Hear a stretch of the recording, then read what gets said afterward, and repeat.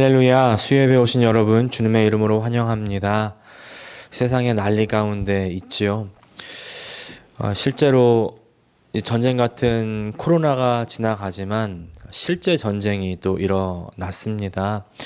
우리가 저 우크라이나 땅을 위해서 기도해야 될 줄로 믿습니다. 그 땅 가운데 하나님께서 평화를 주시고 또 전쟁의 그 폐허 가운데 고통하고 신음하는 사람들을 위해서 주님께서 위로해달라고 함께 해달라고 함께 기도하며 나아가는 우리 모든 성도님들 되시기를 간절히 원합니다.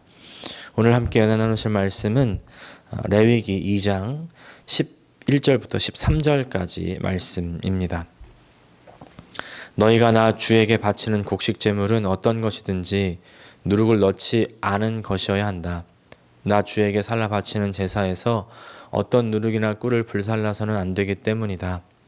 너희가 맨 먼저 거둔 곡식을 제물로 바칠 때에는 나 주에게 누룩과 꿀을 가져와도 되지만 나 주를 기쁘게 하는 향기를 내려고 그것들을 제단 위에 올려 놓아서는 안 된다. 내가 바치는 모든 곡식 제물에는 소금을 넣어야 한다. 내가 바치는 곡식 제물에는 내 하나님과 언약을 세울 때에 넣는 그 소금을 빼놓지 말아라. 내가 바치는 모든 제물에는 소금을 넣도록 하여라. 아멘. 오늘 레위기 2장 11절부터 13절까지 말씀을 중심으로 소금을 넣어야 합니다. 이와 같은 제목으로 함께 은혜를 나누기 원합니다. 우리가 신앙생활하면서 여러 가지 어려운 일들이 많이 있죠. 그 중에 특히 성경 읽기를 어려워하시는 분들도 계십니다. 그런데 우리는 아무리 어려워도요, 성경 읽기만은 꼭 친해져야 돼요. 그래도 굳이 이제 성경 읽기가 어려우시다면 성경 듣기만큼은 꼭 하셔야 됩니다. 그래서 저도 코로나19가 터지기 전에 예배 후에 우리 교회에서 함께 성경 듣기 들으면서 읽기 함께 하지 않았습니까? 이제 요새는 너무나 시스템이 잘 돼 있어가지고 성경을 듣기가 너무 쉽습니다. 유튜브에 성경을 읽어주는 분들이 너무나 많아요. 유튜브에 가셔서 성경 읽기 검색하셔서 좋은 목소리로 골라가지고 들으시면 됩니다. 성경 듣기가 참 중요한 것이요. 우리가 성경을 읽다가 보면 성경을 읽고 해석하는 주체가 나라고 생각하기가 쉽습니다. 그런데 사실은 우리는 듣는 위치죠. 성경에서 하나님께서 우리들에게 하시는 그 말씀, 그 소리를 들어야 됩니다. 성경을 듣든지 그래서 성경을 읽든지 우리는 그 안에서 하나님께서 나에게 하시는 그 말씀을 들어야 되죠. 근데 이때 방해가 되는 것이 있는데 우리가 먼저는 성경을 읽을 의지가 없는 것이죠. 근데 그 두 번째는요, 성경을 읽을 의지가 있어도 그래서 읽어 나가려고 해도요, 번역체가 너무 옛날체라서 아무리 읽어도 10줄 읽었는데 한두 단어 두면 들어오고, 그죠? 그닥 막 이해가 안 가는 부분도 있습니다. 그래서 제가 새 번역을 요새 많이 읽는 것도요, 그런 의미입니다.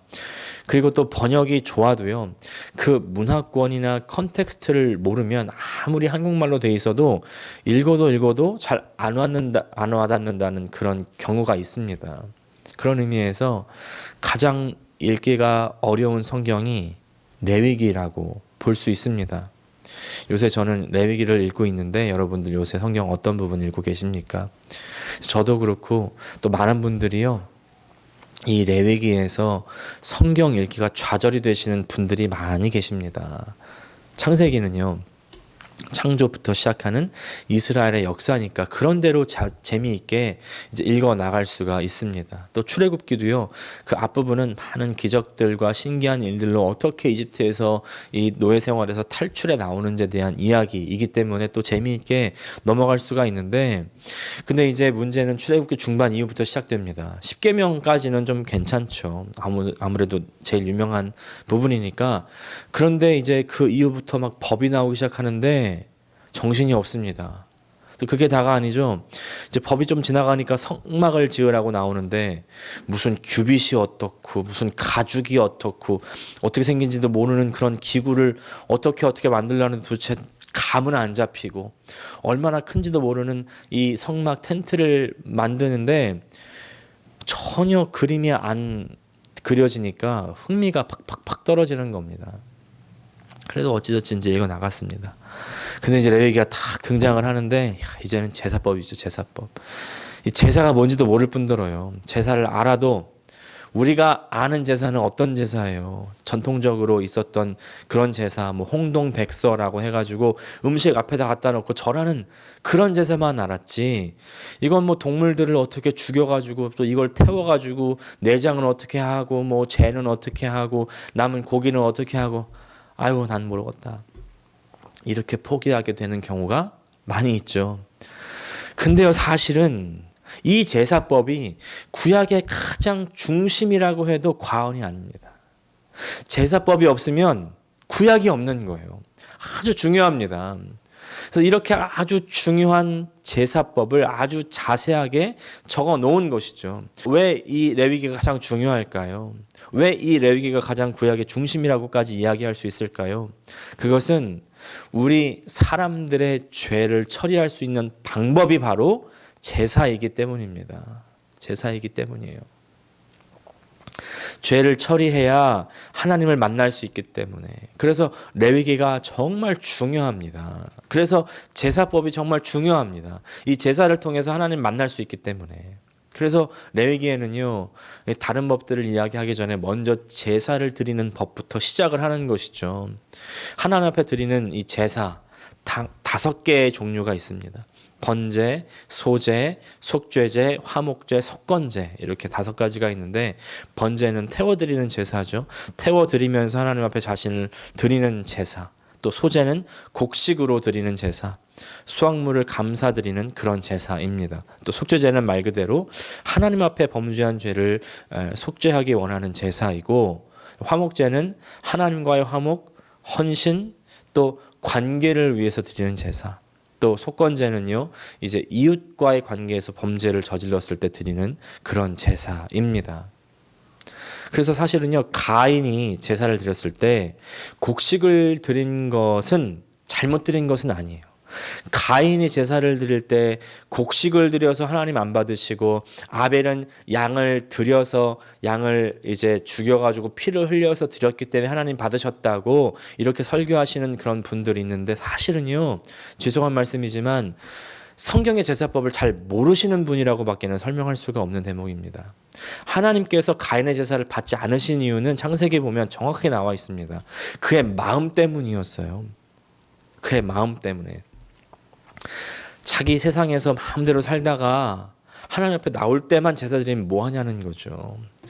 제사의 종류 때문이 아니었습니다. 이제 오늘 읽은 구절은요 바로 이 소제에 관한 그런 구절이에요.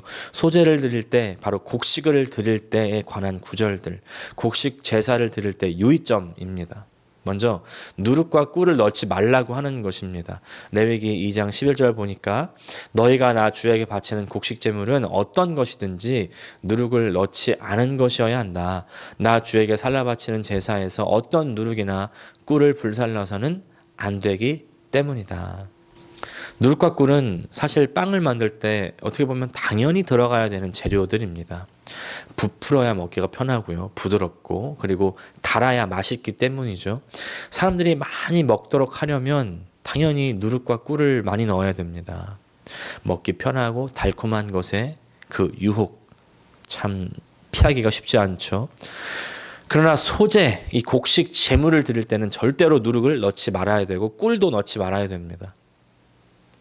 무슨 의미입니까? 교회에서요. 누룩을 넣고 꿀을 넣는 것처럼 이제 사람들을 끌어들일 만한 매력적인 그런 요소를 갖다 붙여가지고 만드는 것이 아니에요. 교회는 누룩도 빼고 꿀도 빼고 이 담백한 하나님 말씀만 전해지는 것, 그런 하나님 말씀만 나누어지는 곳이어야 됩니다. 화려한 건물과 멋진 장비들, 휘황찬란한 구조물들 이런 것 통해서 사람들만 끌어들이면 그것은요 다른 단체와 다를 것이 없는 거죠. 매력이 없어 보여도 좀 초라해 보여도 화려한 것 다 빼버리고 그냥 필요한 것 갖추고서 살아계신 하나님만 전해져야 된다는 거죠. 그리스도인은요 화려함, 달콤함에 속아 넘어가는 사람들이 아닙니다. 내 삶이 초라해 보이고 가난해 보이고 또 보여줄 어떤 무엇인가가 없는 것 같아도요, 오직 하나님만 바라보는 것으로 충분한 사람들, 오직 말씀 앞에서 아주 담백하게 살아가는 것으로 충분히 행복한 사람, 만족하는 사람들이 참된 그리스도인이죠. 근데 이때 소재를 드릴 때 반드시 이제 빼야 되는 것이 있는 반면에 반대로 반드시 넣어야 되는 것들도 있습니다. 소금이죠. 소금이 빠진 제물은 하나님께 바칠 수가 없습니다.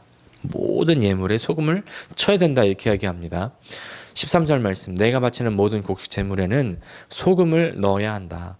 내가 바치는 곡식 제물에는 내 하나님과 언약을 세울 때에 넣는 그 소금을 빼놓지 말아라. 내가 바치는 모든 제물에는 소금을 넣도록 하여라.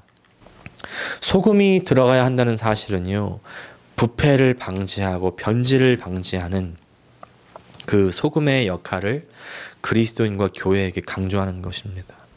교회는요, 누룩과 꿀을 넣는 것 같이 부풀려지고 화려해지고 매력적이 되는 것이 아니라 소금을 넣은 소재물과 같이, 그래서 부패하지 않고 변질되지 않는 것에 집중해야 됩니다. 자신의 삶을 부풀려가지고 화려하게 만들고 다른 사람의 이목을 끌기 위해서 온갖 것들을 사용해서 매력적인 사람이 되려고 하는 것, 그리스도인의 올바른 삶은 아닙니다. 대신에 그리스도인은요, 소금 넣은 소재물처럼 부패하지 않고 변질되지 않는 그런 사람이 되어야죠.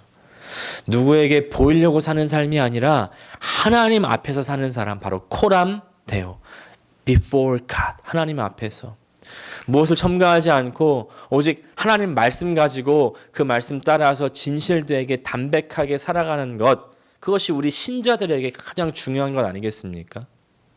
한 목사님이 이런 간증을 하십니다. 목사가 되기 전에는요, 설교를 잘하는 목사, 목회를 잘하는 목사, 교회를 부흥시키는 목사가 좋은 목사라고 생각을 했다는 겁니다. 근데 목사가 되고 나서 보니까 어이없는 경우를 많이 보고 듣게 되었대요. 저도 마찬가지인데, 설교를 잘하고 목회를 잘하고 교회를 부흥시켰다는 목사들의 뒷얘기를 많이 알게 되는 겁니다. 그들은요, 자신의 어떤 교만함, 어떤 사악함, 탐욕, 이런 것들을 정말 잘 숨긴 사람들이었다는 것을 알게 돼요. 사람들은요, 생각보다 그런 것에 잘 속는다는 것도 알게 되었다는 거예요. 저도 똑같습니다. 너무나 동의가 돼요. 지난주에 설교할 때 제가 잠깐 멈칫했던 부분이 있는데 혹시 아십니까? 알아채셨습니까? 제가 목회자의 민낯을 너무 들추는 것 같아서 좀 자제했거든요. 제가 또 이렇게 말씀드리니까 막 교회에서 목사들만 너무너무 잘못한 거라고만 생각하실 수가 있는데, 목사도 잘못한 사람 많지만 또 이상한 성도들도 많지 않습니까? 잘 아시죠? 이 목사님은요, 이렇게 간증을 이어나가요. 누룩과 꿀을 잘 넣어서 화려하게 잘 부풀리고 사람들의 기호를 충족시켜 주기를 잘 해가지고 좋은 목사라고 인정받고 교회가 대형화된 경우가 너무 많다는 사실을 알게 되었고, 너무 슬프다는 거예요. 정말 이게 너무 슬픈 현실 아닙니까? 하나님 말씀을 이제 들어서 그 사역하는 목사라는 사람들이 도대체 왜 그러는 걸까요? 하나님 말씀을 든 사람들, 하나님 말씀을 사역하는 그 사람들이 그렇게 살면 안 되는 거잖아요. 근데 그러면서 항상 마지막 방향은 저를 향하는 것이죠. 그 사람은 이제 그 사람이고, 그렇다면 나는 어떻게 살아야 되느냐? 나는 어떻게 살고, 나는 어떻게 목회를 하고, 나는 무엇을 목표로 사역을 해야 되냐는 것이죠. 저도요, 아무 생각 없이 그냥 교인 숫자 늘리는 것을 목회라고 생각하면서 살아간다면 그들처럼 그냥 눈에 보이는 것을 부풀려서 화려하게 만들기에 집중하다가 망할 수 있습니다. 분명합니다. 여기에 아주 중요한 오늘의 방점이 있는 것이죠. 여기에 소금을 빠뜨리지 말라는 겁니다. 소금을 빠뜨리지 말아라.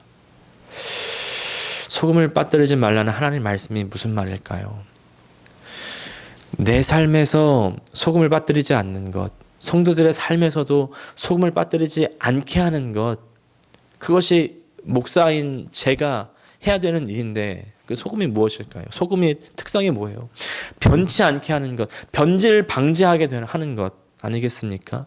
무엇이 변치 않고 무엇이 변질을 방지하겠습니까? 그것은 하나님 말씀밖에 없어요.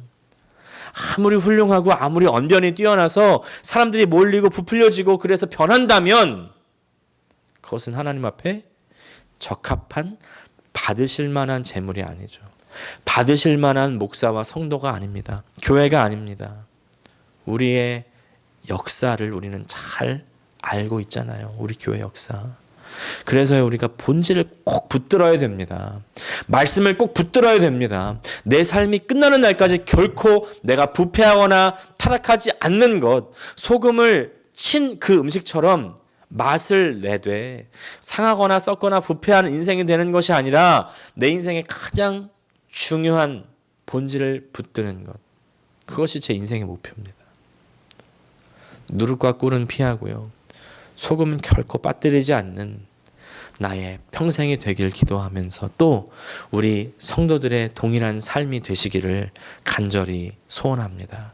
기도하겠습니다. 하나님 아버지, 주님 앞에 드려지는 제물 가운데 누룩과 꿀을 빼고 소금을 꼭 넣으라고 말씀하시는 주님, 주님께서 우리의 삶을 받으시라고 우리가 올려드리곤 하는데 그 가운데 우리의 생각에 더 화려하고 좋고 큰 것만 좋아한다고 생각하고 그런 방향으로 추구해 나가고 있지는 않습니까? 우리 삶 가운데, 우리 가정과 교회 가운데 항상 소금을 쳐서 변질되지 않게 도와주시고 주님, 참된 그리스도인의 맛을 내는 우리 모든 교회, 가정, 내가 될 수 있도록 도와주시옵소서. 본질을 꼭 붙들고 부패하거나 변질되지 않는 그 비전을 향하여 나아가는 우리 모든 성도들 되게 하여 주시옵소서. 예수님의 이름으로 기도합니다. 아멘.